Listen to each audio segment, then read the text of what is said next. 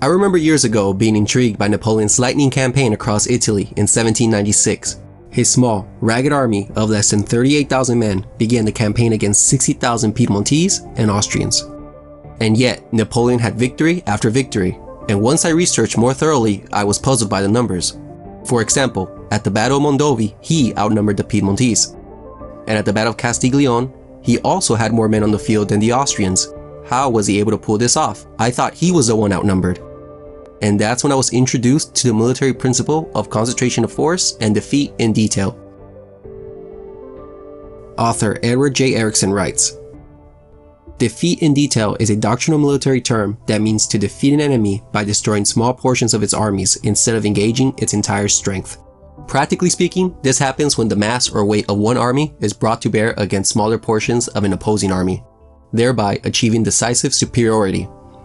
This is most often seen when an army divides itself into smaller groups, which can easily be separated and defeated in isolation."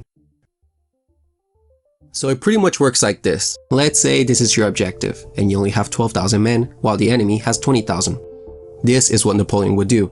He would advance and spread out his forces. Consequently, the enemy disperses their forces as well and garrisons each town. Now, remember, you must always have superior numbers when you are the attacking force. Only then can you be sure of victory. So, if you were to order a mass attack all along the front, it would be 3,000 versus 5,000, not good odds. However, Napoleon would do something clever. On the eve of battle, he would concentrate his forces, perhaps leaving only small detachments to cover the front. And then he would choose to attack only one point, preferably the weakest, and crush them there. Thus, at the actual point of contact with the enemy, it is you who outnumbers them. This is the concentration of force. And because the enemy units were so spread out and far apart from each other, they put themselves in a position to be defeated in detail. It's brilliant, yet simple. You end up engaging only a portion of the enemy instead of its whole army. And it's important to note that a crucial factor for this to occur successfully is having capable forces who can maneuver quickly before the opposing side catches on to what you are doing. So speed helps you achieve surprise, thus ensuring victory. Napoleon would use this strategy during his campaigns. He constantly defeated superior armies separately before they were able to combine against him. Other historical examples include the Battle of Tannenberg. In the beginning phase of World War I, a German army was able to defeat two Russian armies separately. In the Balkan Wars, the Ottoman army was defeated because it was divided into several groups.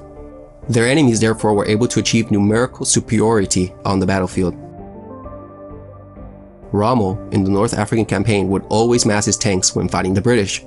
He once remarked to a captured British officer, "What difference does it make if you have 2 tanks to my 1 when you spread them out and let me smash them in detail?"